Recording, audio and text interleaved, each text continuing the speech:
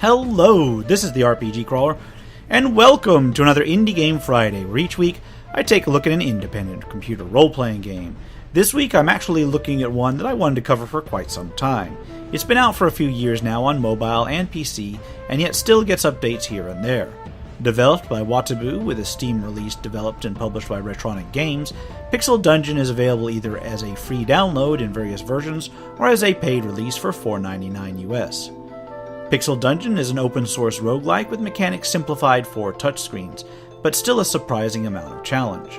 It's a roguelike whose influences from the original Rogue through the game Brogue are pretty strongly evident, all the way down to the storyline. The Amulet of Yendor, the old rogue MacGuffin, has been taken, and it is up to you to delve down into the dungeon to retrieve it. Structurally, the game is incredibly simple. You select from one of 3 classes, 4 after you unlock Hunter, then descend through the 5 stages of a handful of levels each. Levels are randomly generated, and each level follows its stage's theme, with that stage's tile set and enemy set. Play begins in the sewers, proceeds to the prison, then to the caves, into the Dwarven City, and finally into the Demon Halls. Most levels simply consist of navigating the randomly generated, trap-filled halls, fighting enemies, and uncovering treasure, but a few of them have sets of quests that you may encounter and even shops. Quests are given by NPCs that may spawn in a certain level range, and may give one of a few different quests, while shops are pretty much always on the same level they're set to, allowing for at least a small degree of predictability. Gameplay is accomplished through touch controls, or through the mouse on the PC version, simply by clicking on the map where you wish to go or attack, or on any of the handy icons on the screen. There's a general main menu in the upper right. The top of the screen has a slowly filling bar which indicates experience gained, under which is a hit point indicator, a depth indicator, and the number of keys you have. Clicking on the character portrait will show an indication of the character's stats, of which there aren't many, just strength, level, experience, and health.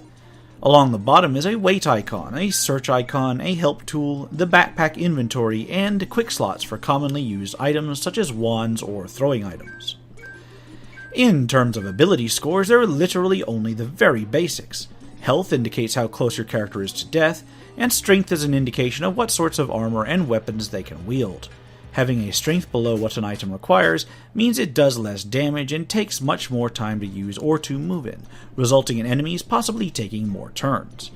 Having a higher strength than a particular weapon requires may increase the damage it does. Strength does not automatically raise during level up, but only when drinking strength potions. Leveling up is done by acquiring experience from defeated enemies. It only affects your overall hit points and how easy your character hits or dodges. Another aspect to watch is hunger. Each step or action taken results in your character growing more hungry. In the hungry state, they will no longer regenerate health, while in the starvation state, they will lose health. Hunger can be warded off by eating various foods in the dungeon. Character class has only a marginal effect on the game. Each class starts with a different equipment layout, has one item automatically identified, and gets a few other modifiers as well. For instance, warriors are a little less effective with ranged weapons, but get health from food when they eat it. Further, each class has some subclasses available with an additional special ability, but these are only available after defeating the second boss. Classes may seem a little light on differentiation, but this is a good thing. Most of a character's effectiveness will be through the gear and items that they find in the dungeon, and because this is a roguelike, this means that the random generator will have an inordinate amount of effect on what a character receives. Thus, it's entirely possible to start a warrior, then have to play them almost like a mage simply because of mostly finding wands, and vice versa with a mage who happens to find a really good weapon right off the bat. This does tend to even out the further into the game you press on, so there is at least some reason to select a particular class that you may favor. Item drops are wide and varied, from weapons and armors, through potions and scrolls, rings that grant passive bonuses, and wands that serve as this game's version of spellcasting. Seeds are another useful facet, because they can either be collected and used in the alchemy rooms you may uncover to create potions, or planted to produce different plant tiles that have different effects when stepped on.